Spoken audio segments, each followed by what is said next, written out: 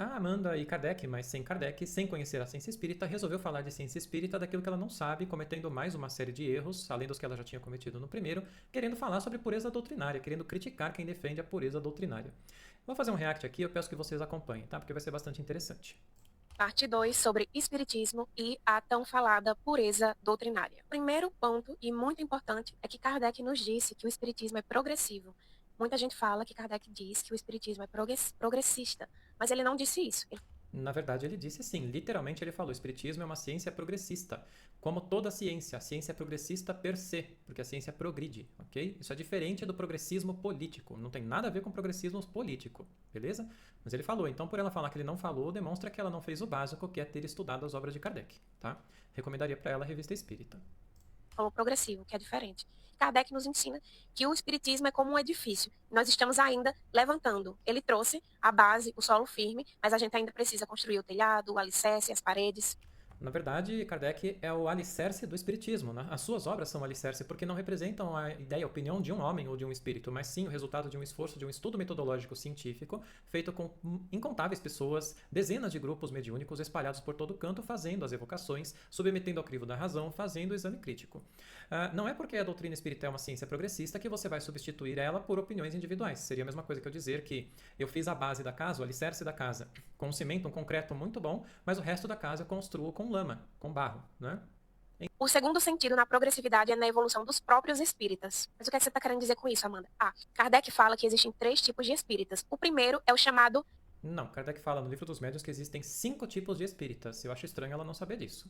Espírita curioso. É aquele que é bem apegado aos fenômenos físicos, mediúnicos, às manifestações, e não se apegam ao lado moral nem científico da doutrina espírita. Na verdade, esse é o segundo tipo de espírita. O primeiro é aquele que tem, ele é o espírita sem saber. Ele tem ele entende o espiritismo, ele entende os princípios espíritas, mas ele nunca estudou a ciência espírita. O segundo tipo de espírita é esse, aquele que se atém apenas à questão das manifestações físicas, sem ir mais a fundo do que isso. O segundo tipo de espíritas são os espíritas teóricos. Eles já sabem e já compreendem que existe uma tríade dentro do espiritismo, mas eles se prendem bastante aos conceitos.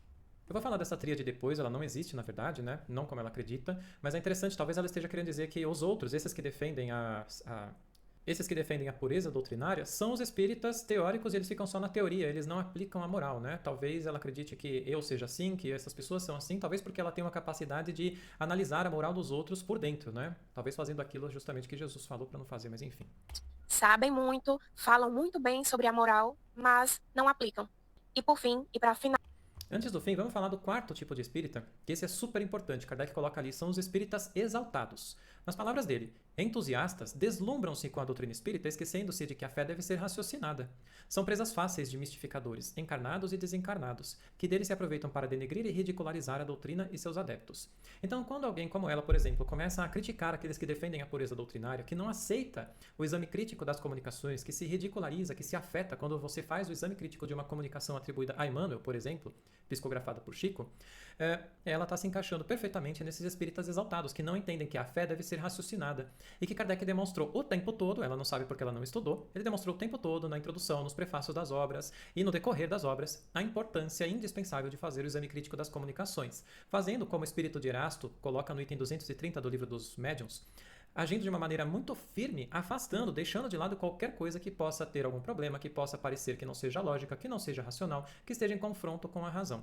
Mas as pessoas que, como ela, querem idolatrar médiuns como se eles fossem inatingíveis por espíritos mistificadores e que não conseguem compreender a necessidade da ciência espírita e da metodologia, agem provocando justamente isso, a ridicularização da doutrina espírita, afastando dela tanto as pessoas que buscam nela um caráter científico, quanto também as pessoas que se aproximam dela e que, ouvindo absurdos como, por exemplo, você sofreu um crime, mulher, porque na vida passada você cometeu um crime, você está pagando uma dívida.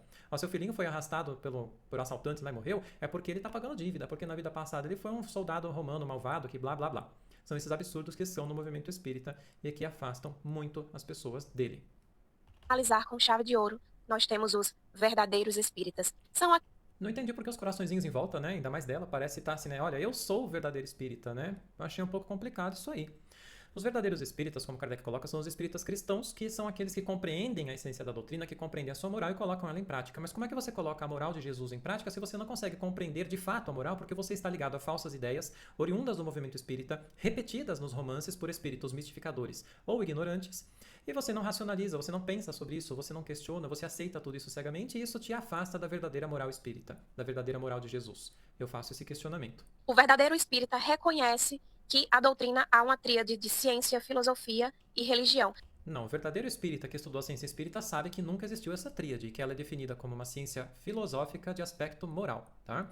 A única vez que Kardec fala em religião, lá na Revista Espírita de 1868, ele fala somente no sentido filosófico. Mas por que não chamamos de religião? Porque isso causa confusão no público, porque isso coloca nela um estigma, um caráter que ela não tem e nunca vai ter, porque ela é uma ciência, ok? Tira a farinha? Não tem como.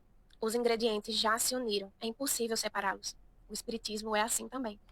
Não. O movimento espírita é que está dogmatizado, cheio de uma vertente religiosa imposta por dogmáticos rustanguistas que tomaram a Federação Espírita desde 1895 e de certas pessoas que se negam ao estudo, que se negam a primeiro fazer o esforço, o trabalho de casa de estudar a ciência espírita e entendê-la para depois falar dela.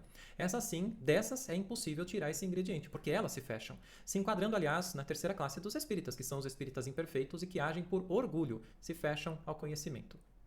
Não dá para pegar o lado científico da doutrina e abandonar o religioso e o filosófico. Assim como Não dá para você dizer que você é espírita sem conhecer o lado científico da doutrina espírita. Ela é toda ciência, aliás. Não dá para você pegar o espiritismo e querer transformá-lo numa religião, que nunca foi. Não dá para você pegar o espiritismo e achar que o movimento espírita corresponde ao espiritismo, com os desvios religiosos dentro da Federação Espírita. o espiritismo é progressivo porque somos nós, agora, essa geração que carregamos essa bandeira.